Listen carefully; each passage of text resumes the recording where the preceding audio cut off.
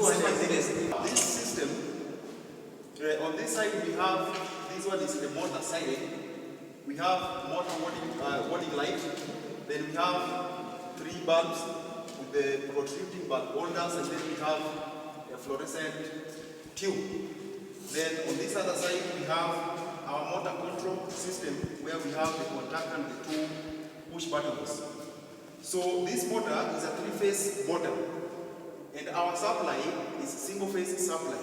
So we want to control a 3-phase motor using a single-phase supply. So allow me to start with this line, then I come back to explain the motor control. So on the line, we have the first switch that is controlling the motor siren and the warning light. The next switch, this switch is controlling lamp 1. Our first gun of the second switch controlling lamp 3. The second gun with the last switch controlling lamp 3 and lamp 4. Lamp 3 and lamp 4. So we'll have our supply, itakuja hivyo.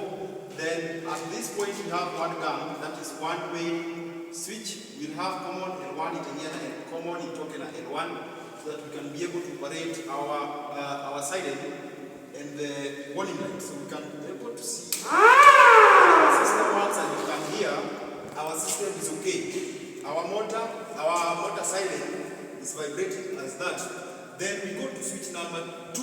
Switch number 2 will have our supply, itakuja ipite hapo, come to common.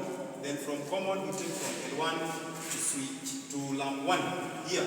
So we can control lamp 1 using that switch. Then we pass tunakuja na hiyo supply, ikikuja hivyo direct, ikuje kwa the third switch. Our third switch has 2 guns. So we use the first gun to control lamp 2. Second gun, the last switch to control the other 2. So you can see that the first gun is controlling lamp 2, the last gun controlling lamp 3 and lamp 4, as well as switch 3, switch 4. So that is the lighting system together with the motor siren and motor warning light. On this other side we have the cooker. Everything is indicated. You are just supposed to know the light for live and neutral. Everything is okay for the cooker. As you can see, our cooker is on. Now, on the line of motor, where we have 3-phase motor being controlled with a single-phase line, this is how we do the wiring. On the motor, on the contactor, on the upper side, we have number 1, 3, and 5, and normally closed. That is terminal number 13. Then on the outlet, we have 2, 4, and 6. That is T1, T2, T3, and number 14. That is normally open. Then we have the 2 push buttons, and C and O, normally open and normally closed. So we'll have our supply, that is neutral and phase. Phase itakuja ingie kwa number 1. On the side of L1, L2, L3, itakuja ingie hapa kwa L1. Then neutral ingie kwa L2. We loop neutral from L2 to A1. Then we have our outlet itakuwa kwa T1 for the phase. Since this is a 3-phase motor, we have to activate L3. By doing this, we have neutral imeingia through L2. So tutatolea hapa chini L2, tutatolea T2, we loop back to L3. Then itoke na T3 ikienda kwa load. On the control system, we supply our NC, that is the normally closed push button, the stop button. We supply our NC button with the phase. So we supply with the motor, we supply that the phase. So we have used this to normally close push button number 1. So we take that number 1, then itatoka number 2. Number 2 zitatoka zikiwa mbili. Moja iende kwa normally open, that is number 3, na ingine iende kwa number 13. That is normally open. Normally open. Then this one go to number 3. Number 3 talking number 4. On the number 4 we take number 14 of the conductor, that is NO. From 14 we loop to A1. We loop to A1. Good.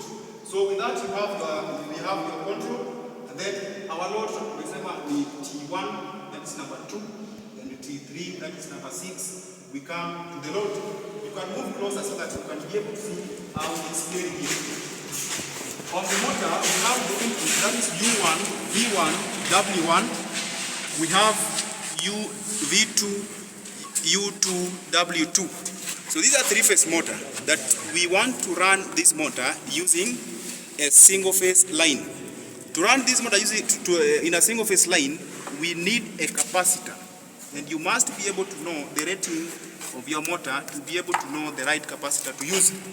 So this capacitor will be helping us to achieve the starting torque or starting current of the motor. So for ours, we've used 70 microfarad capacitor, as you can see here, 70 microfarad capacitor. So we'll have our phase tufungie hapa kwa the first phase, that is red phase, yellow and blue. So we'll have our phase tufungie kwa red phase, then the neutral tufungie kwa blue phase. Then on the outlet where we have W2, U2 and V2, that is where tutafunga our capacitor, regardless of which terminal tutafunga any. Moja tufungia hapa kwa the line of neutral, of which you can as well do this. Tunaweza funga moja, we do one here, kama space yako inaisha.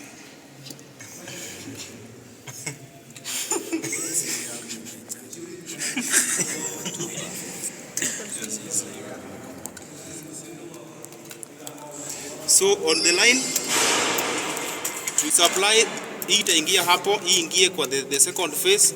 Then on the outlet tutafunga capacitor yetu kwa hii line ya red phase, on the outlet this other side, on the yellow phase, in that line tufunge one of the terminals of the capacitor. Then hii ingine tufunge on this other end mahali hatuna kai.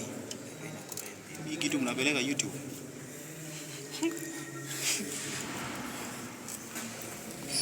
Good. Hiyo tunafungia hapo. So the outlet, that is W2, U2 and V2, where we have those plates. So we've supplied the first two phases. Then the last phase we've not supplied anything. So where you've not supplied anything on the outlet, that is where huko ndo mahali unafunga one side of the capacitor, and then this other side unafunga kwa hiyo kwanza. Then we can be able to see how it works. Fungue tuone.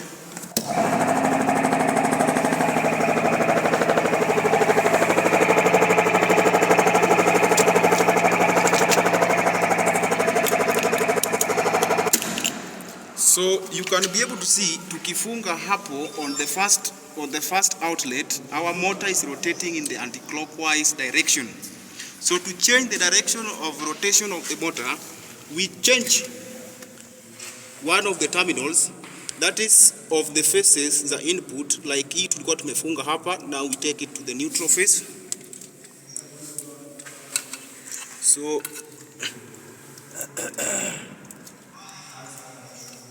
we just change that. We just change that and then see how it behaves. So you can all see that our motor is now rotating in a clockwise direction. You can see that our motor is rotating in the clockwise direction. So to change the direction of rotation, you just change these two terminals. Mahali unafunga this one. Hii haitoki, inabaki ikiwa hapo. Good, we're good to go.